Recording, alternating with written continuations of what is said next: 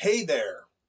I want to take a quick moment to talk about two paths of leadership that I really think most companies, if they're a company that wants to stay around for a long time, how they need to look at leadership in two different ways.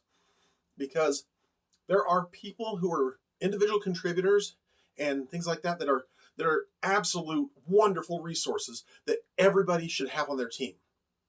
And there are people who are who naturally want to lead or could become very good leaders that maybe started out wanting to be good followers first, and then they realized, hey, I can kind of see better ways of doing this. There are people who actually see processes. So maybe there's more than two paths. There's multiple paths to thriving within a company. I've worked for a company, and I'm actually writing a paper on this company right now and on some of their leadership practices. Now, the company was an old company, been around in our country and our country's history for a very long time. And they produced some wonderful products, and they even had to split because they produced two wonderful products for a long time. And the whole monopoly thing happened, and they were just like, no, we've got to split. So they split it into two very good products. One kind of went downhill after that, but one has stayed out there. It's a good product. They have good additional peripheral things to that product. It's a good company. But their management practices are severely lacking. They had made a employee who was a great individual contributor, one of the best developers I've ever met. They made him a development manager.